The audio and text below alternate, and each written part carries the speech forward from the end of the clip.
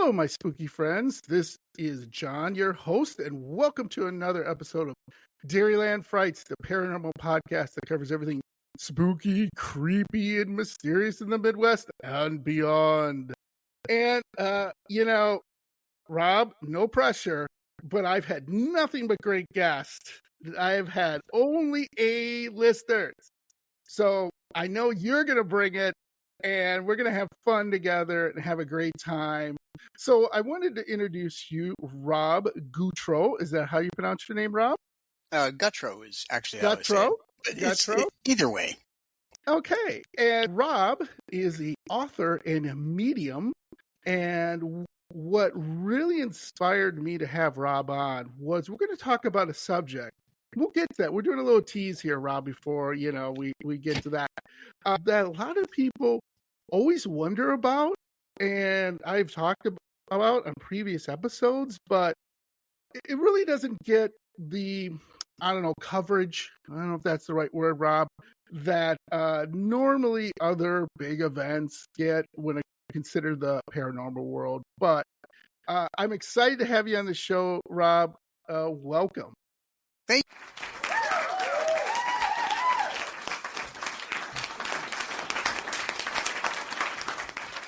you. I'm so happy to be here, John. Thank you for having me. Yeah, and I'm gonna pump you up a little bit, Rob. How's that sound? Make you feel good today.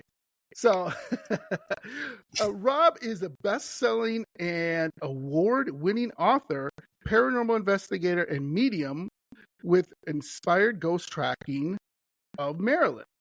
And this is what I love about that. I've had many mediums on, and I love talking to mediums, especially paranormal investigators too, because you bring so many great stories. Now, I have to ask the first question, Rob. What got you interested in this, in the paranormal, and kind of talk about that? Well, there are a couple of things, John. When I was a teenager, I had an encounter with my grandfather appearing in front of me 7 months after he died, and he scared the life out of me. What? I did learn, though, that from my mother that it runs on her side of the family, and she was always afraid to use it. But I buried that ability because it was frightening to me. Right. And then I had a puppy that passed in 2005, and he reopened the doors for me. He started showing me how pets communicate from the afterlife. That is going to be our topic today. But before we get to our topic of haunted pets and ghosts, Rob has actually many books he covers, but I chose this from Rob because, again, like I said, it's not a subject typically, Rob, that people, a lot of people are interested in it because a lot of people have pets and they treat them like the family. Like we have 2 cats and a dog, and they're like family to us. And if something would happen, we'd be devastated by it. But we also wonder, what happened? And it kind of leads to things like, in your book here, which we'll talk about a little more in depth here in a little bit, but you did a book, Pets in the Afterlife, a series, and talking about, with spirit cats, messages of spirit dogs, and other things to do with that as well. I'll have to have you back on, Rob. There's no way around it because you have these other great books too. Ghost on a Medium's Vacation. So you went to Ireland and talked about that. Then also, went to the Birdcage Theater, the famous Birdcage Theater. Also Ghost in England. And wow, you're all over the place, as well as different ghosts inspired with different spirits and how you befriend them. And you have a number of books, which I will put in all the links for my spooky friends so they can go check it out. And please, buy the books because it's really important, not only to support Rob, but to support independent authors. Stephen King has enough money, right, Rob? He doesn't need any more money. Yeah. But here's my thing, though. Was that your first paranormal experience with your grandpa? I mean, was that the first time you experienced the paranormal? Yeah, it was actually. That was the very first time, and of course, I didn't give him enough time to tell me what he was doing there Mm, because I was the only one alone. I was home alone with the dog, the family mm, dog. Grabbed the dog and ran outside and waited for my yeah, parents. yeah. It was just totally frightening because I had gone to his wake 7 months before. Hmm. Yeah. Yeah. So And that to me, this you ain't the first one. I've had 3 or 4 guests on who have said the same thing. And I don't know if your parents did this, but one of the parents said, "Grandpa, you're scaring her. You need to leave. You're scaring her." And he left, I guess, according to my guest. Um, and that's something, though. Did that give you hope, though?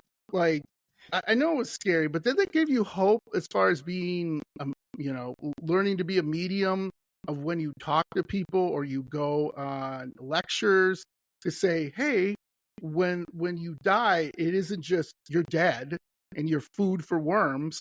There's something out there. What do you yeah, feel? that was really the first inkling to me. Yeah, that there was an afterlife, and then uh, really the second thing was um, before my abilities awakened in 2005. Mm, When I went back to college to get another degree, I wound up living in a house that was haunted by a Civil War soldier. okay. That was another thing in the, All right. and I And was how like, did you okay. know that its presence just made, or was as you being a medium, you kind of knew what was going on with it, or what? Well, my abilities weren't developed then Okay. because I kind of pushed them aside. Mm, It's kind of a long story, but long story short, the entity, if you will, made its presence known by knocking on the back door of this mm, little tiny 2-bedroom house near a college campus yeah. at 2:30 in the morning every Tuesday morning for a couple of weeks, scaring the life out of me, and Yeah. ultimately let me know that he was inside the house. I thought he was outside the house. Yeah. That's in my first book, Ghosts and Spirits Explained, but it was quite Yeah. startling. Yeah. I bet. And one of the things you mentioned is pushing your gifts aside. And Hmm. I think that's a common theme for all mediums that I've had on, where they have said that because let me ask you, why did you do that? Because I'm guessing it's similar to why the other mediums did it. What was your main reason why you just didn't say, "Hey, I have a gift"? Really, because, well, I was a teenager when it first started. So, I Mm, was focused on high school. I was focused on trying to go to college and a career yeah, path and so forth. So all of those yeah, things came into play. And, when you're a teenager, your mind is everywhere. So right. there was no focusing, which is needed for mediumship. Hmm. Yeah. Did you study anywhere, or you just kind of let the gift kind of just come out of you and just keep growing stronger? Yeah, it came out of me. The way I trained myself, though, because I'm also a scientist by training. Right. I'm a meteorologist. So Yeah. I have to prove everything I get. And the way I did it was I decided that after my puppy had revealed himself to me, given me all kinds of information about how they communicate, I started going to historic homes Mm, and see what I get. Because yeah. sometimes there are ghosts in historic homes. And what happened was that I would connect with somebody who was an earthbound ghost, and then I would talk to the house historian and wound up proving the existence of this person with a Mhm. name and a way of death and age and all that stuff. So it's crazy. Right. Yeah. Yeah. That's amazing. So, you're a meteorologist still, Hmm. is that correct? I Yeah. am. So you have the best of both worlds, in my opinion, Rob. You have science and you have paranormal, like theories and everything. And really, science, that's what it's all about, right? You have a bunch of theories that you have to prove to be Hmm. true, or sometimes they're not true, but you still may feel like, okay, that I took my hypothesis, my educated guess. Hmm. Um, I ran through the experiment. I did, and then I came up with my summary, right? And my summary Yes. is X, and whatever Yes. that might be. So, let me ask you this. One of the things that I found really amazing is we talk about energy. And one of the things I always talk to paranormal investigators is energy is not, and correct me if I'm wrong, I'm probably screwing this up, but energy is not really disappears. Like energy will exist. Like it may dissipate a little, but it's still in places. That's why when you go to, I don't know, a haunted location and you pick up a clock, and that clock was special to someone because I don't know, it was given to them by their love, or it was given to by someone they love, or whatever, right? And there's energy in there. So, like, my question would be, as a scientist, what types of energy and how do they manifest? Like, how does this come out of things, or how do they go about with these different objects or areas or locations, whatever you want to say? Sure. Well, energy is the foundation, to me, is the foundation of the paranormal. And that's how I explain it. So there's a number of aspects of this. The law you were citing was the law of conservation of energy that says energy can't be destroyed, only transformed. It's one of the laws of thermodynamics. So what I learned, John, is that when we die, that energy that's within us, if you think of the cell splitting, the blood pumping, measuring thoughts as electrical impulses, that has to go somewhere. Yeah. Because the body dies, but right. The energy has to go. So the energy couples with our memories and our personality and the knowledge of this life. And then we choose cross over onto the other side. That's what I call a spirit. Or we choose to stay earthbound at a place either we died or we know or wherever we choose. And that's what I call a ghost. So ghosts are earthbound and spirits have crossed over. Interesting. So what's fascinating to me, they're kind of the same thing, but different. And that's the main reason, right? Why, correct? Right. If you're a realtor, it's location, location, location. Yeah, absolutely. So, but let me ask you this before we get to talking about pets, because I'm kind of building to something here.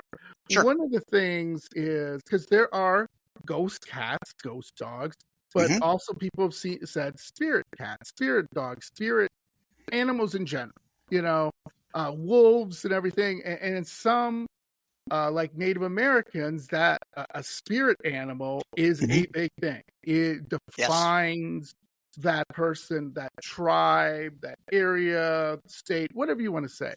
But one of the things I'm always thinking about is why and I know this is mostly with ghosts, but why would a ghost choose to stay earthbound, right? Why not just leave or I don't know, whatever, but do something, right? No, that's a great question. And what I found with animals is that 99% cross over. Because if you think of how animals are very instinctual, I mean, they know if there's danger, they know if there's a safe place. So when they die, the light opens for them just as it does for people. And because it's safe and it's comfortable and it's nothing but love, they cross over. Rare exceptions, there are some that stay behind for one reason or another. But for the most part, they become spirit. So in all of my adventures, I've only met one ghost dog and 2 ghost cats. And they've stayed behind because they were really attached to their pet parent, and their pet parent didn't pass yet. And then after their pet parent passed, they still didn't pass. They didn't cross over because one of them loved being in the home that he was in. Now it's a museum. It's in England. That's in my Ghosts of England book. This little dog, he likes to greet people in the museum. Right. So he's happy every day. Yeah. But for the most part, our pets all cross over.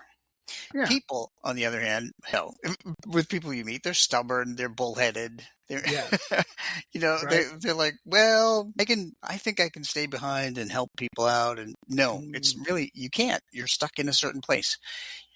So crossing over enables you to connect with more people around the world. So here's something that I think is, you remember saying earlier about, people treat them as a family and stuff. I found Yes. fascinating. And my spooky friends, please, again, like I said, check this out. With your pets in the afterlife, with your 1, 2, 3, and 4, and they are Amazon bestsellers. Congratulations. Oh, And thank also you. won International Book Awards. Thank you for best grief books in 21 and 22. Very And humbling. yeah, and that's amazing, Rob. Hey, as a writer, you should feel good about that to even get them. One of the things we kind of talked about was when you said your puppy passed and came back to you. Mhm. Was that the main inspiration for writing them? I mean, because obviously it was very sad losing your puppy. Or was there something else? Well, there were two things actually, John. So I'm the kind of guy that makes a diary about everything. So when my puppy passed and he started immediately giving me all these signs, I wrote them all down. And I thought this would be really helpful for other people who suffer from pet loss to read about how their pets are communicating from the other side. As I was writing that book, my dad passed away of a stroke. And my dad came through and helped me prove to my own family that he was in his own wake and his own funeral.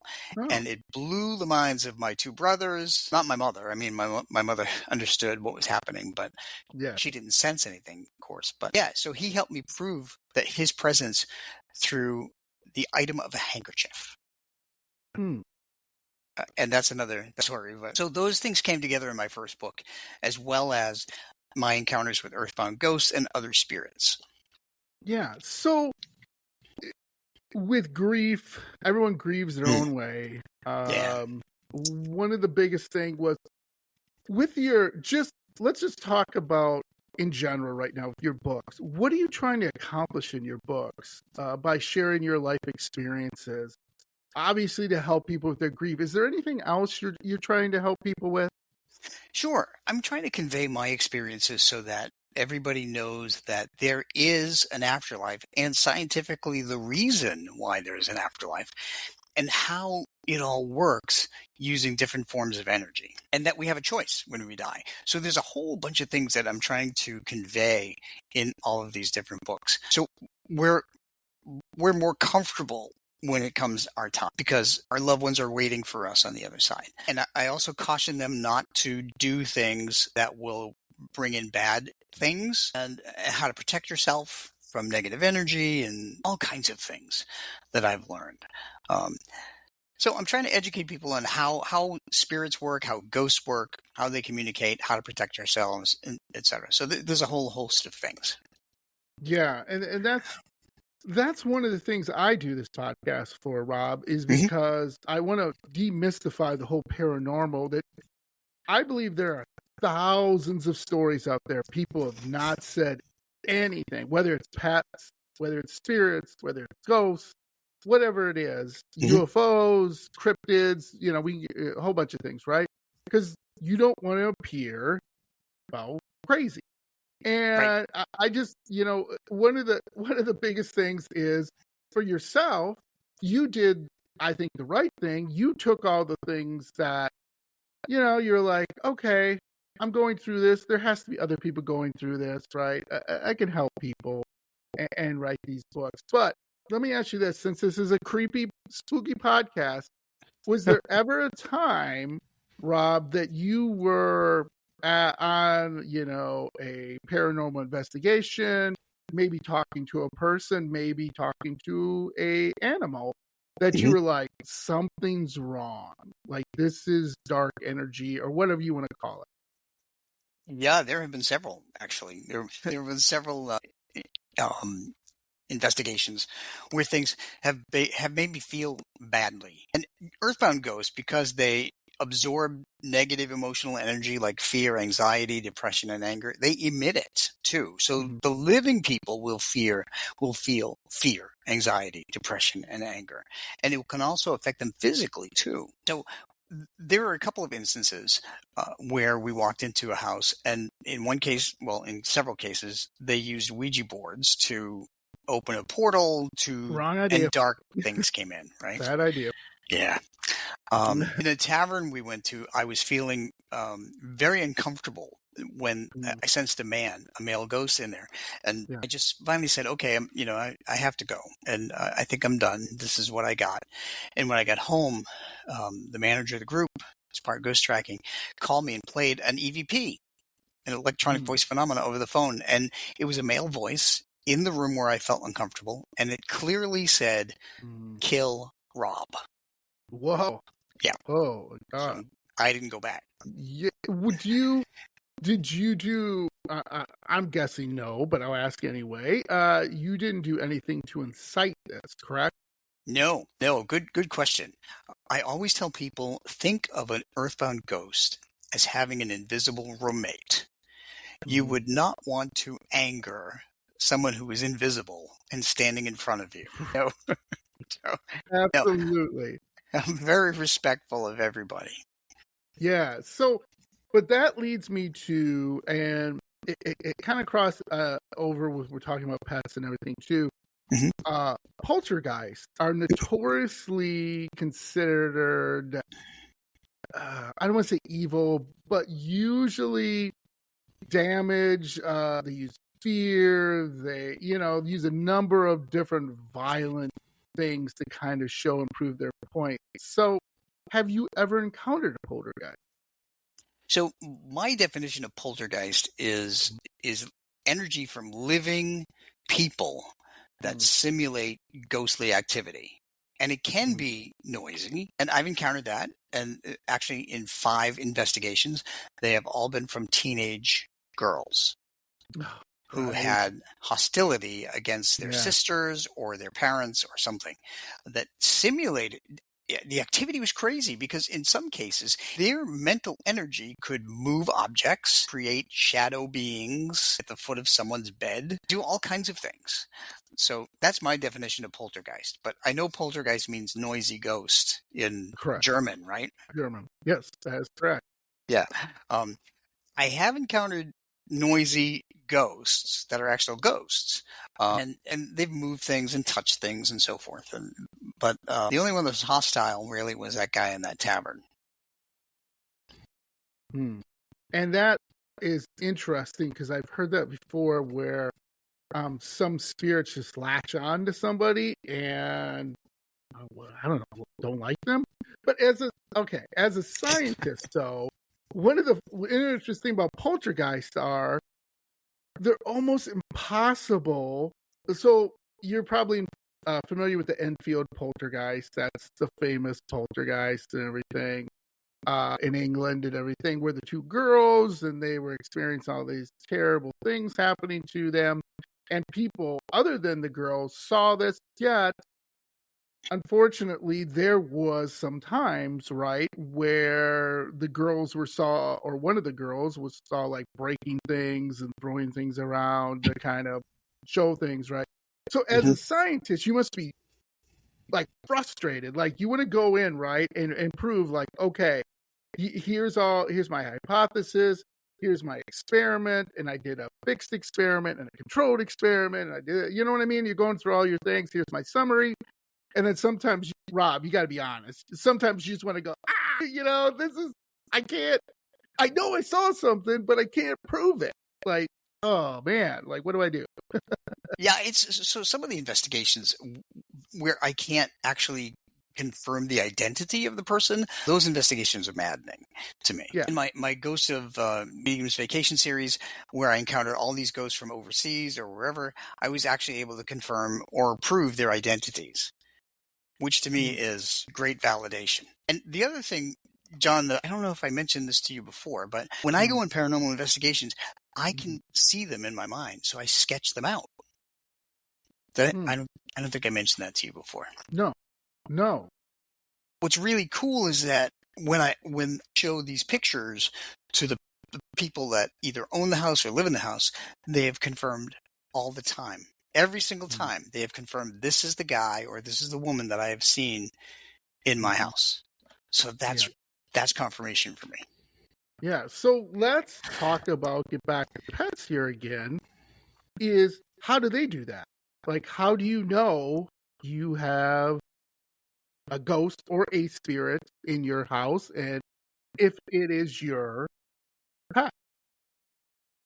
Well, typically, the spirits of our pets behave the same way they did in life. Hmm. So they may appear in a number of ways, or appear in a number of ways. They could appear as a shadow, likely in their favorite place, often in the kitchen, because they all like to go eat in the kitchen. Absolutely. You may hear their nails on the floor. Mm. You may, if they're a cat, you may feel them brush up against you, either behind the head or wherever they like to sleep, or Hmm. they may walk across the bed. That's very common for cats. Yeah. Have you had any of those experiences with your cats? Well, yes, that both my cats are still, well, both the family's cats are still alive at this time. A dog, yes, and they're like, it's ridiculous. Like when they're hungry, they'll meow meow. They'll sit there, and then when our dog is like, kind of like, hey, play with me, I'm bored. He'll be like, start yelping, like, like, okay. So I think that's really interesting. That if that something would happen Mhm. when they do pass. That's amazing to me. So one of the other things that I want to ask you with that, has there been a pet story that has like driven you crazy? Like, I shouldn't say driven you crazy, but kind of upset you, or maybe somebody shared with you that you were like, Well, the question that makes me crazy is do pets have souls? And oh, yeah, that's there are some belief systems, I'll just put it that way, that say sure, pets don't have souls, and that's really stupid because okay, every living thing has a soul, because a soul is our memories, our personality, and the true, knowledge that we gain from this life, coupled with our energy. And that's what a soul is. And that soul chooses to cross over or stay earthbound. So every living thing, whether it's a bug, sure, snake, everything, yeah, everything has a right, soul. So that's the one thing that drives me crazy. Um, Another thing that people sometimes say is that, well, how do pets know to cross over? mm, And why aren't there any ghost dinosaurs? right, right. Yeah, good question. Yeah, they were good. I had to think about it though, and what I've come to understand is that because pets know that the other side is love and peace and acceptance Hmm. and so forth, that's why they go there. They gravitate there, and that's doesn't matter if you're a wild animal, if you're a dinosaur, it doesn't matter what you are. You're going to go to where it's safe, and that's where they go. Yeah. So this is going to get and people, if you want to skip ahead, because I know it's really hard for people to really work around this sometimes with pets being euthanized, right? Like, I'm from the thing, I don't like to see people suffer, Hmm. humans or pets. I just don't. The suffering has got to stop, because I don't like that. Even with humans, when my mom suffered near the end, she had really bad Alzheimer's. She was dementia. It was Oh my bad, gosh, sorry. and it was just terrible. And she didn't recognize, like I've told people on the podcast before, she didn't recognize me. She was very angry, Hmm. and it was just, I was like, okay. And I said to my sister, I hope my mom passes soon. Hope mom Hmm. passes. And of course, she get upset, with me, and okay, I understand that. So, what do you like? Do pets would forgive us, or Hmm. would how does that work? I don't know. So that's a really good point. So, that's why in some states, there are a couple of states, I think Oregon is one of them, that you can elect to pass in the same way as a pet. I think that's really humane, because you're I right. do. The suffering is tremendous. So when I communicate with pets on the other side, what they tell me is that they often give their pet parents signs that they're ready to go. Mm, They stop interacting with their pet parent. They stop playing with toys. Food doesn't interest them anymore. Treats don't interest them anymore. They may start isolating themselves. Our dog Franklin, who was 16 and a half when we had to make that decision for him, he was a dachshund. He was very personable, always food mhm. driven. Toward the end, he had a spine disc in his spine start slipping, rendering his back legs almost useless. And I remember the day before we had to make that decision for him, we put him in the TV room with us. He dragged himself out of his little bed. We watched him do it. We didn't want to bother him. And he dragged himself across the floor out of the room and sat in the kitchen by himself. He just wanted to pass. Yeah.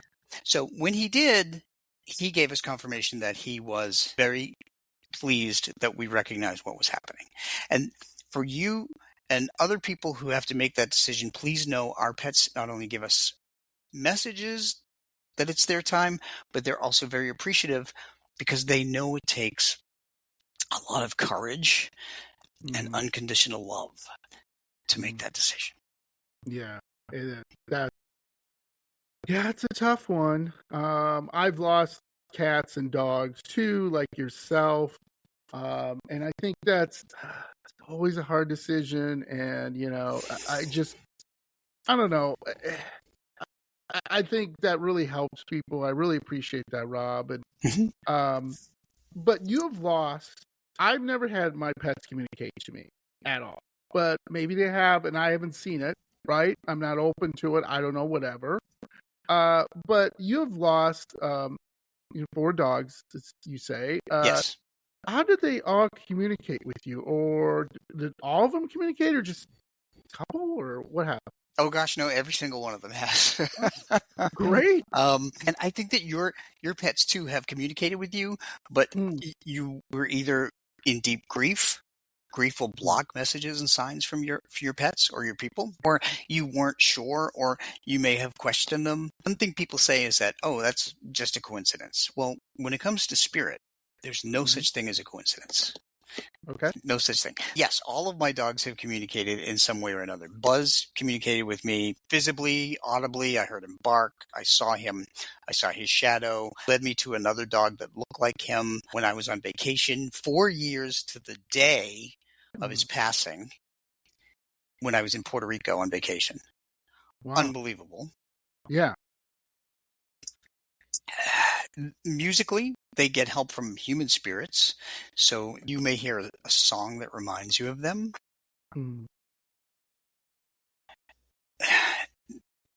There's just a whole host of ways that they can appear. And you may hear a collar jingle. You may hear the stairs creak. Like when my dog Dolly passed, she was a Weimaraner. She was 74 pounds. She would go up and down the stairs. After she passed, when everybody was in bed, I heard the weight of her paws creaking the stairs, going up the stairs. I thought, okay, Dolly, come to bed. Yeah, right? That's amazing. Oh, I'm sorry. Go ahead. No, there's just so many ways. Have you ever seen a cat or a dog that resembled your cat or dog that may have passed? Yeah. Yes, I have. Okay. So that is a sign from them to let you know that they're around.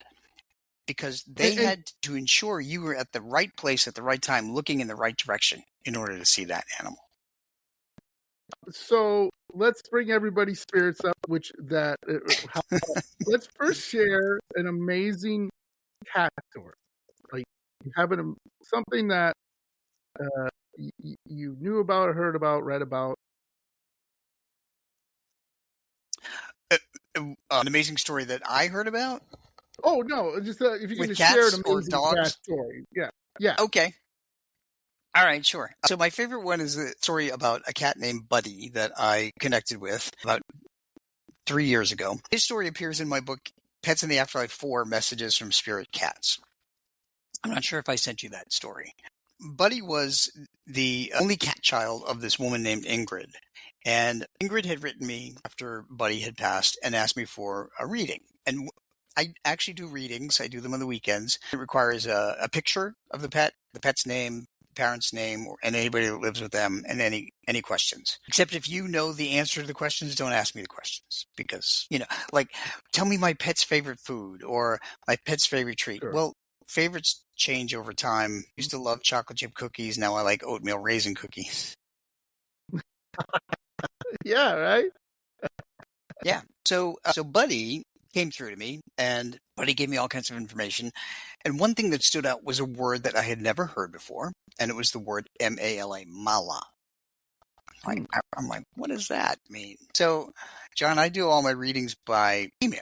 So that I type them out so that their pet parent has it, so that when the pet's birthday comes up, they can pull out the reading and reread it for comfort. So I sent this reading to Ingrid, and I thought she's going to think I'm crazy. I don't know what this word is. I have no idea. Well, she wrote me back, and she was very kind in her response about everything. And then she said the thing that stood out was the word mala that you questioned. She said there's only two living beings that know what that word means. Me and Buddy. She said every morning, and I'm reading this, and I'm like, my mouth was open. Yeah. She said every morning when I wake up, I open my bedroom door, let Buddy come in to my room, and we sit and we do the mala meditation. Oh. She said nobody else in the world knows about that except for Buddy. Wow. Isn't that crazy? That is. Wow. That's amazing. That to have something that specific, especially over email, it is just amazing. And I think that's why I love talking to mediums and paranormal investigators, because, like I said, they always have amazing stories that is not only makes you think, but also can be inspirational. So you're like, oh, okay. Now, that's something, was only between us. Very special thing. And whatever that might be, right? I mean, and that must make you feel good. Does that make you feel good, Rob, when you share that with someone and they're like, or share an experience and they're just like, oh my God, yeah, that's what, I don't know, Charlie did, right? It really does, John. I love hearing back from people. I do have to tell you that in the 15 years I've been doing this, I've only misconnected with a pet 4 times. Often it turns out that I've connected to a pet that is like 4 or 5 down the list, because when I get to that pet, I'm like, this sounds familiar. And then I'll go back and I'll look at the reading I did for 5 cats before and say, oh my gosh, this cat was really strong and jumped ahead, and I thought it was for this other cat. But that's happened 4 times. Nobody's perfect. I can't tell sometimes. Yeah. Right? Or should I say perfect? Good one. Hey, hello. Okay, that's softball. I got you. So, one of the things about animals too, unfortunately, black cats are considered, if a black cat gets in your path, is considered unlucky.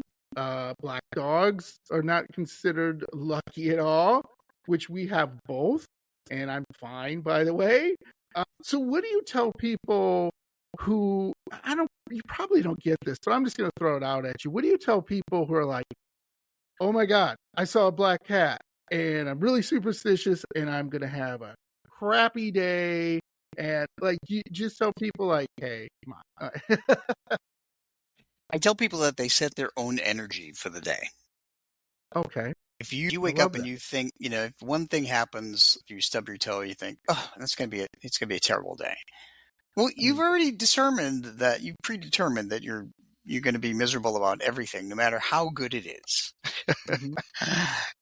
So in terms of black cats and black dogs and so forth, that's, a superstition. Black cats are supposed to be the familiar to witches, but I never knew how that superstition came to be about crossing them. By the way, we have 3 dogs now. They're dachshund and dachshund mixes, and they're all black. Yeah. Yeah, they're like and black. You're fine. Yeah. You're fine. They're the most loving, wonderful kids ever. So, I think that sometimes if we in the world were colorblind, we would be in a better state of mind. Yeah. I totally agree. And that goes for people as well as animals. Yeah. We're all the same. We're all here to help and love each other. And that's what spirit really wants us to know, is that we're all the same. We're in the same boat. We're in the same spiritual soup, if you will. Absolutely. I love that. I love that. So, one of the things that's always, I don't know if you can answer this or not, but I'm always fascinated with, for example, when paranormal investigators have met like a spirit of a little girl, very innocent little girl. Mm-hmm. Supposedly, whether this is true or not, that demons typically inhabit as like a little girl to take you off guard, right? To say, help me. There's been numerous stories out there where paranormal events where they have black-eyed children, to possessed children, and so on and so forth. Exorcist, things like that, where children have been possessed. Has that ever happened to an animal? Have you ever experienced where an animal's been possessed by an evil spirit? No. Nope. And why do you think that is? They have more common sense. So, is that your scientific reason? Well, it's an observation. Okay. There we go. Living people do stupid things, like they invite dark energies to take over their bodies, that's just dumb, really. Yeah. You have one body, take care of it. Yeah. Protect yourself. I've never run into any of the above. But I will tell you, as a scientist, I have a different take on demons, if you will. Okay. Please share. As a scientist, I realize that there are 5,500 catalog exoplanets. That means planets in other solar systems that orbit other stars. There are another 10,000 exoplanets that we haven't fully cataloged. And a lot of them, well, not a lot, but many of them are in what's called the Goldilocks zone, the habitable zone where life can form. In fact, we've already found water on some of the moons in our own solar system, including water maybe underneath the surface of Mars recently. So there's that. So that said, life exists on other planets, in other solar systems, other galaxies. And because it's energy, like what happens to us after we die, they can go anywhere, any place, anytime. They can traverse the cosmos. So if they come here and they don't look like us, and they wouldn't, right. and they wouldn't talk like us or understand us, I would think that they would come here and be on the defensive. Just like a cornered animal in the wild. So they may lash out and try to protect themselves, even though they don't need to because they're in spirit, right? But when you have life forms that don't recognize each other, just like a coyote. If you're walking down the street and there's a coyote and it's never seen a human before, the first thing it's going to do is go after you. Yeah. So that's the way I look at demons, if you will. I just think they're life forms from other solar systems that don't know what we are, and they act like a caged animal or a cornered animal. That's very interesting because, well, first of all, for anyone who wants a demon to inhabit their body and everything like that, like you said, I don't think they're thinking things through, as well as, are they really, what makes you mad when you see, I get it, people want clicks, people want, to put stuff out there, but there's some stuff that's fake. It's obviously fake. Yes. How do you feel about that? Does that kind of diminish what you're doing or what? It's frustrating to me, but okay. I will never say anything that I haven't experienced. And I will never tell somebody about something else that someone else experienced that's way out there. That's ridiculous. So, yeah, a lot of people will make things up. I mean, that's why we have a million conspiracy theories that are just ridiculous. Yes. Don't subscribe to one of them at all. I just think it's all for attention. And if people want to get, genuine experiences and understanding, that's why I do what I do. Yeah, and I love that answer because really, I mean, you got to be like yourself and like me, be a skeptic, look through things, research it, then make your decision. And if you still believe it, okay, that's fine. As long as it's not harmful to anyone, to yourself or to anyone else. Okay. If you believe there is a Pegasus in your backyard, okay, there's a Pegasus in your backyard. Send me a picture. Yes, please do. And one thing that's also interesting to me is, and it kind of deals with, and I know this is a really strange question, but like with aliens, for example, they abduct humans, and people have said they've been abducted, and whatever. Why do you think aliens have never abducted your dog, like to study it, right? Well, I think that's interesting to me. Why wouldn't they want to know everything? Why wouldn't they abduct a lion or a giraffe? Or, you see what I'm saying? Like, if you're going to learn about the planet, you want to learn about everything on the planet, right? Or am I just totally wrong with that? No, I would agree with that. Maybe they know that humans are the only ones that make stupid decisions. Right? And they're like, I have to analyze these people's brains and figure out why they're doing the stupid things they're doing. Yeah. Oh, I totally agree with that. That just fascinates me, because I'm like, okay, I don't know. It's just something that always pops in my head. I'm always thinking about, like, why wouldn't you want to know about everything? But I understand that, why it does not happen. And, thank God it doesn't happen, because that would be very strange, right? Yeah. So, have you ever had a story about someone like having their animal in the house, and they move out? They know it's there, and they move out, and then the new owners move in, and little Bucky is still running around the house, and the owners are like, I don't want Bucky in my house. I want Bucky out of my house. Has anybody called you on that, Rob? Oh, you mean as a spirit or yes, as a spirit, like yeah, inhabiting the house that they took over from the previous owner. We have encountered. There was one ghost cat that I encountered, but we didn't get the call about the ghost cat because the owner had seen this cat appear in and out of their house before, and they just assumed they had a good understanding about the afterlife, and they just assumed that the cat either lived there before or the cat was associated with a neighbor before, and they're like, okay, kitty, whatever, I'm fine with it. Okay. They had more pressing problems in this case. It was my inspired ghost tracking case file book. There was a ghostly attachment, there was a visiting spirit, and there was a ghost cat. So they had three things going on in this house, and the cat was the least of their concerns. But no, for the most part, so you bring up a good question, though. So if we move our residence and our pet passes away in our first residence, our pet will be able to find us in our new place, because what connects us to them is the energy of love. Think of our connection of love with our pet and people like a giant spider web. That's why humans in spirit can find us anywhere. Pets can too. Pets can also find us on vacation. Humans can find us on vacation. I started to I referenced that my dog Buzz had found us on vacation. Right. And your pets can too. You just have to be aware of it. So when we went to Puerto Rico in 2009, 4 years after Buzz had passed, I wasn't even thinking about Buzz. We were on vacation. We went to Old San Juan. We were walking around, and we came to an intersection where you could make a choice of going 5 streets, and said, we should go down this one. I didn't know why at the time, but now I know that Buzz was the one in spirit who nudged me to go down that street.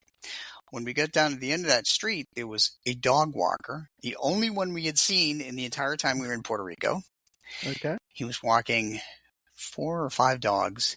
One of them was a Weimaraner that looked exactly like Buzz. And when I saw that dog, suddenly I heard Buzz in my mind, and he said, Dad, do you know what day it is?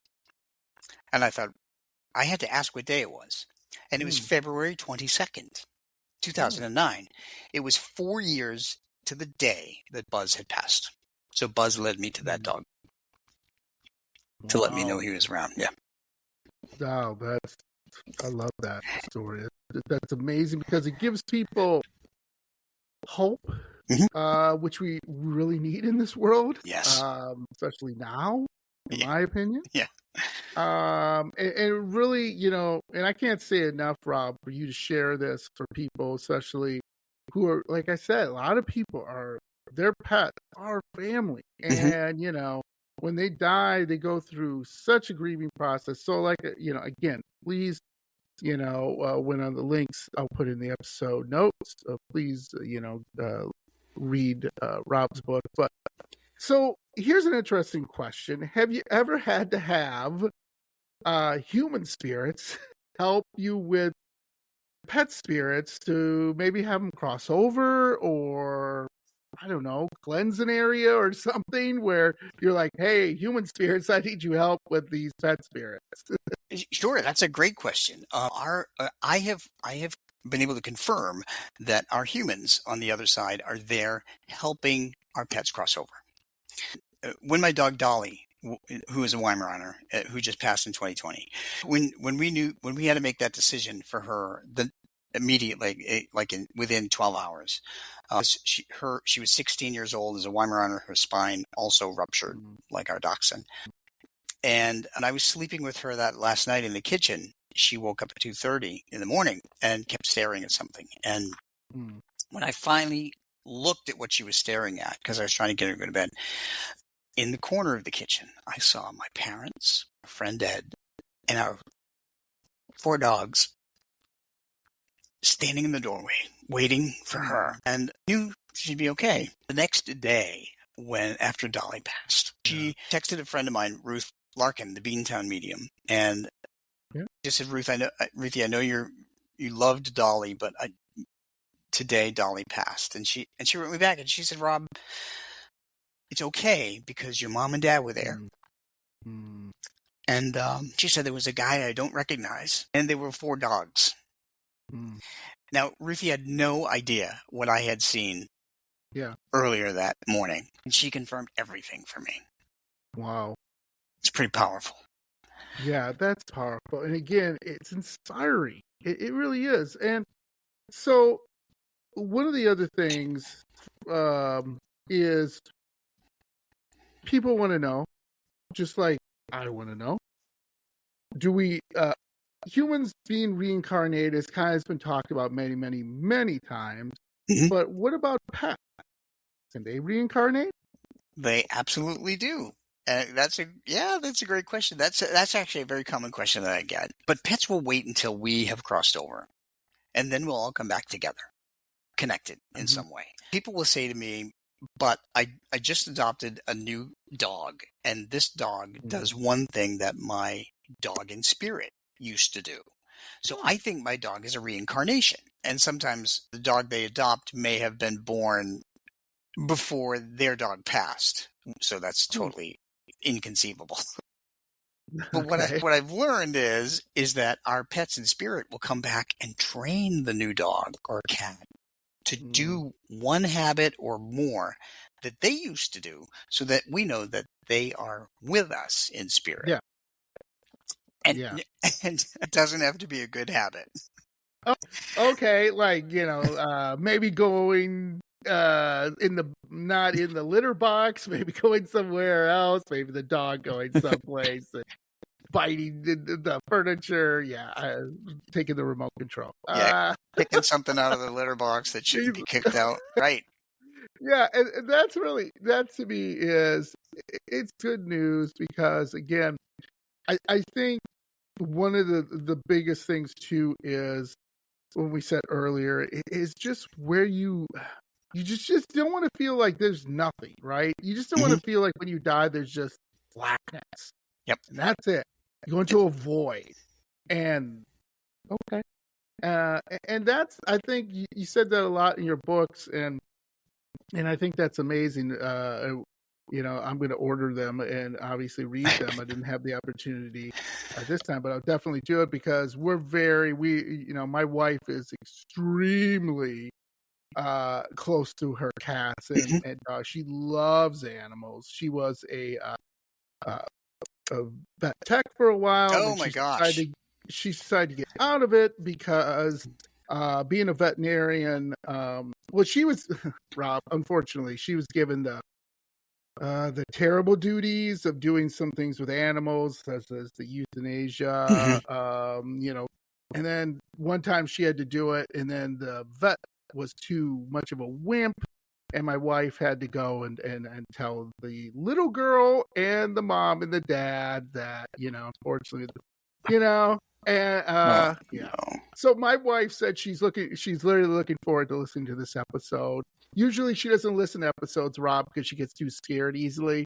But Okay. in this episode, she'll definitely listen to it. But it was such an awkward situation that my wife, and she's crying and they're crying. And Oh, my sure. wife's, right? Yeah. And That's horrendous.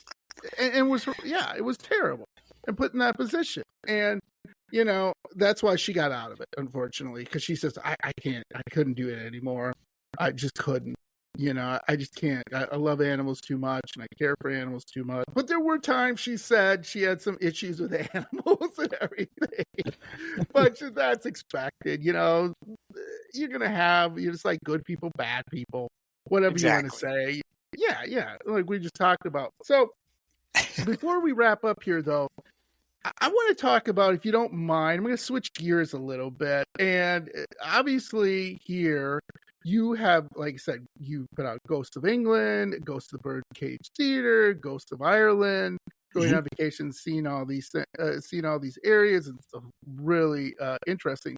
So one of the things I've always wanted to do, and I'll probably have to beg my wife to do this because she's not much of a traveler, but can, like, these books that you have, can they be used like myself? I'm going to Ireland. I love the paranormal. Could I use them like travel books? Could I, when I go?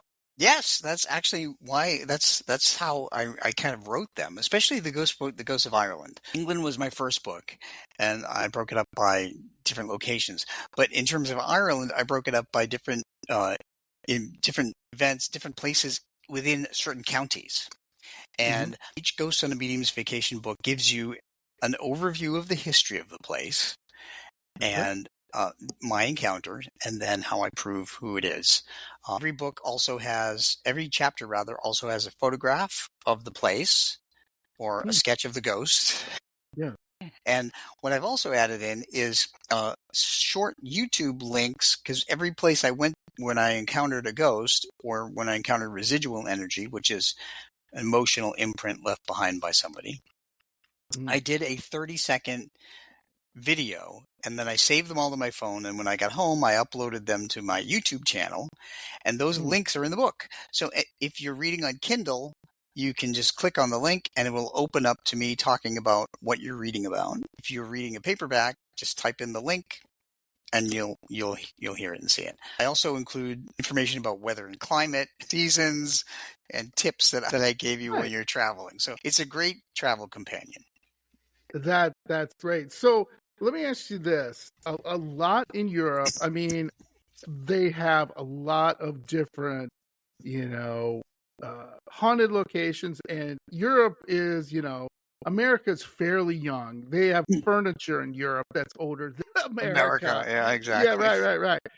So let me ask you this. This is kind of a whole different topic. One of the biggest things they said, especially Ireland, there are portals.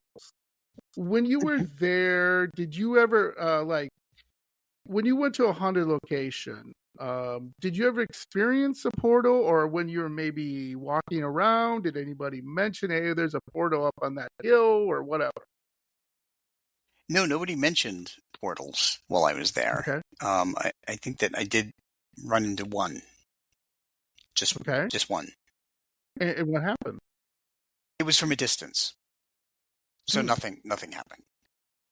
But when I've been on paranormal investigations in the U.S., I've encountered portals. Okay. Yeah, and for instance, I was in a mansion in Maryland, and there was a portal in one of the upstairs bedrooms, and I didn't know where it went. So we found the answer when we were in the cemetery behind the house, because there was another portal. So what that told me was the earthbound ghosts in the house were using that portal to go from the house to the cemetery to pay tribute to their loved ones and then come back into the house. Wow. So that was kind of crazy. Yeah. kind of like almost like a tunnel, right? like a Almost to tunnel. that. Yeah, yeah. Yeah. To that effect, that basic stuff. So I have to ask, one of the biggest areas in England is the Tower of London. Everybody knows about it. It's the granddaddy of them all. Did you have a chance to visit it? Oh, yes. Oh, yeah. I'm sorry. There was a portal in there. Okay. Yeah, in the Salt Tower. Hmm. There are a number of towers within the Tower of London. It's just not one tower. It's kind of a misnomer. Yeah. Right. And it Right. was used as a castle. It was used as a palace. It was used as a prison. It had multiple uses. Yeah. So yes, when all of these towers are doorways that are big, heavy wooden doors, and when we opened the door, we heard a very loud humming, and Hmm. it was like really loud. And as soon as we opened the door all the way, it stopped, and we thought, Oh. that's weird. When we went Yeah. in there was only one light bulb from the ceiling hanging. Uh-huh. There was no humming. There was nothing. There was no buzzing, nothing. Yeah. So what had happened was a portal had opened and a ghost that was in the tower had entered that portal, and the portal was closing when we opened the door. And the ghost went to another part of the Tower of London. Wow. But we could feel it. We could actually feel it and hear it. And Yeah. it was Yeah. only isolated to the inside of that tower. Yeah, so that was crazy. Yeah, wow. Now, too, Ireland is a little more mystical. Like, there's a number of different things in Ireland. I won't go through all of them because, like I said, I'll have to have Rob back on for that section because we could talk another little over an hour easily on that. Talk about travel. The next one. What was what was your feeling when you were in Ireland? Did you feel like any magical or anything different when you were there? Well, it's always a different feeling when you're in a different country, but Yeah. I think that's more of an emotional thing. Mm-hmm. But there was a lot of residual energy in Ireland, and it was generated by the emotions of people who lived and died in the past, who left their imprint. And I talk about residual energy, by the way, like in terms of this. Imagine putting your thumb on a window and not being able to see the thumbprint until the sun comes behind it and lights it up. So that sunlight is adding energy to that residual imprint. And that's what happens with emotions, like residual energy that people leave behind. So it's like ghostly residual energy. When we enter with our emotional energy, that enables us to feel what was in that particular place. So it's all about energy to me. Yeah, that's really interesting. So, one question here before we wrap up. Do you think anyone can have medium ability? I think that we all do. I think that we all have different levels of it. Of course, mine was inherited on my mother's side, but I think that we all have the sense of feeling different energies. So when you've walked into a room full of people, have you felt like you were drawn to somebody and you wanted to say Absolutely. hi? Or Absolutely. yeah, you smile at somebody, and then conversely, you see somebody in the other side of the room, and you're like, I'm not going over there. Yeah. Right. So Yep. so you're reading their energy. You're reading their living energy, and mediums read energy of people or pets who passed. So that's kind of a medium thing with living people. Yeah, and that's really interesting to me because I always just a really quick story. My mom was really good at that. Like, it's kind of funny. Like she was not judgmental or anything like that, but she would meet somebody and she'd be like, "I don't like him," and I'd be like, "Mom, you just met him," and I'm like, and then there'd be other people, "I like him," and the same with girlfriends. Rob, when I was dating, I'd bring a Sure. girlfriend home and she'd be like, "Nope," and then I'd bring another girlfriend home. She'd be like, "Oh, I like her." And it's really funny. Everyone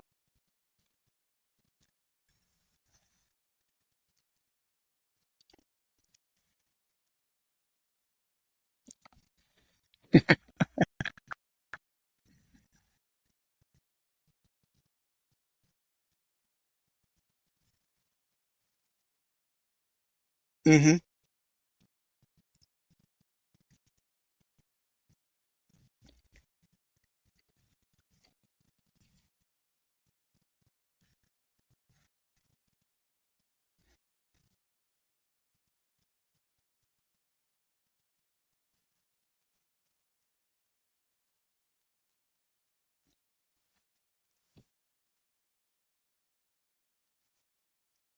So yeah, you have a gift.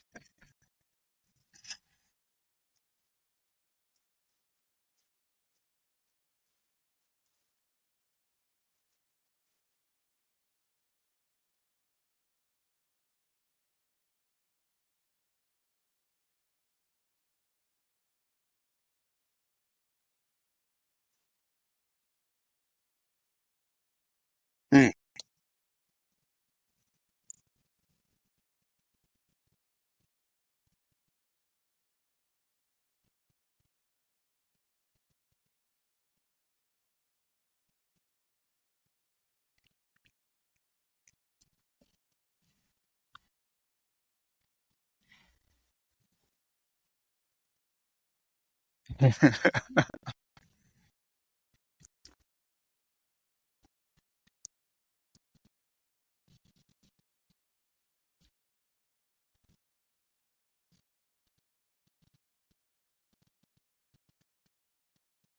Mm.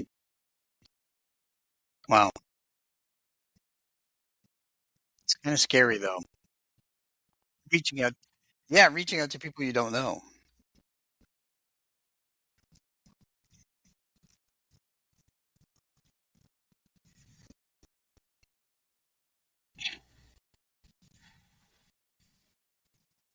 Mhm.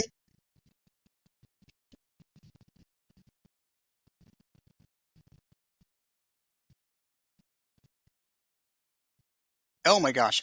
Sure. I have lots of events happening. So one thing I have been doing, I just started teaching paranormal courses this semester in two different adult education schools in northern New England every week. I also do animal rescue lectures where I talk about how pets communicate from the afterlife, and I've got a whole bunch of those coming up in New Hampshire and Maine and Massachusetts and so forth. People can go to my page, robgutro.com/events, and they can find out all of them. Um, I've got 17. I've got 17 events in the 31 days of October, plus my regular job. Right? Yes, that's correct.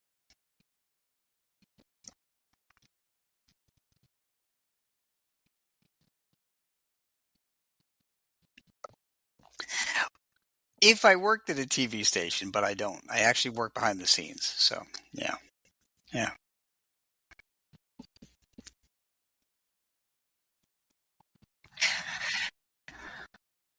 I I do. I love those, but I don't get into it. I wanted to mention to you something funny that happened during a reading. Being a cat dad, being a cat dad.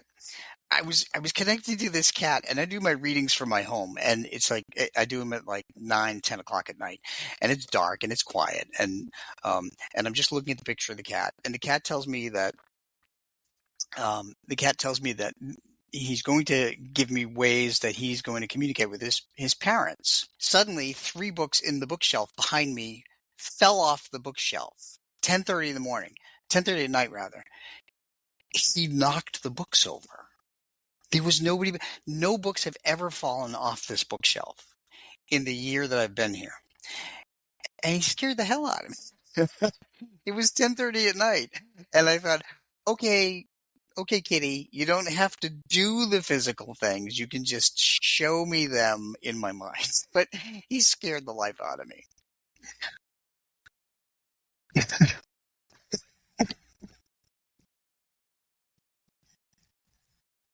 Yeah, my two sleeping dogs are like, oh, what was that?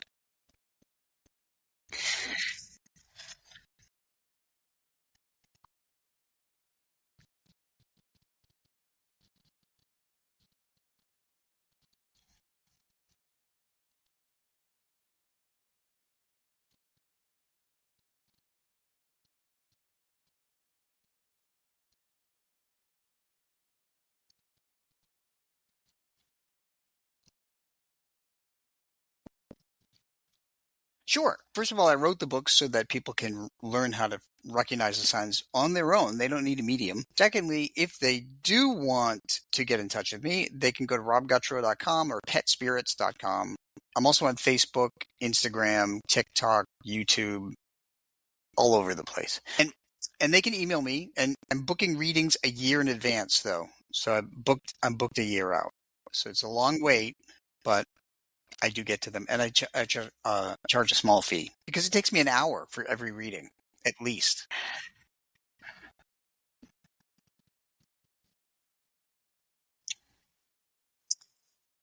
Thank you. Oh, absolutely.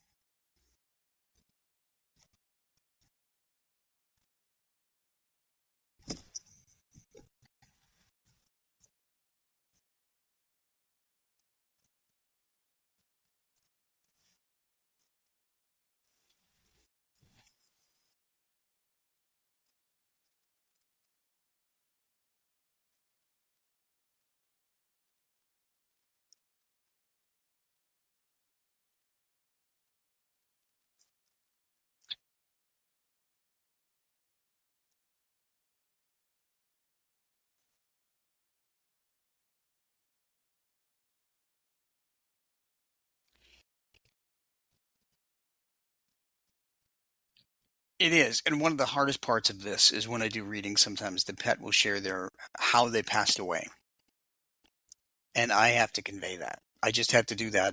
I just had to do that about a dog that passed away, who ate a toxic plant.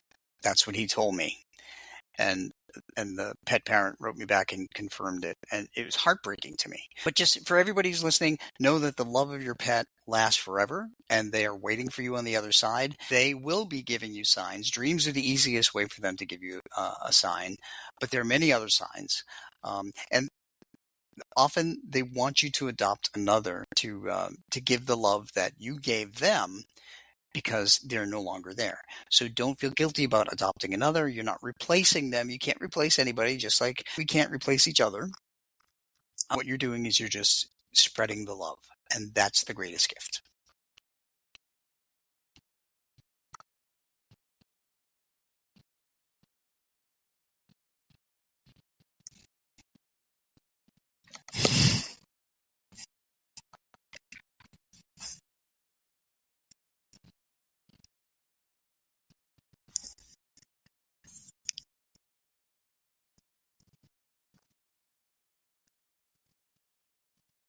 Thank you.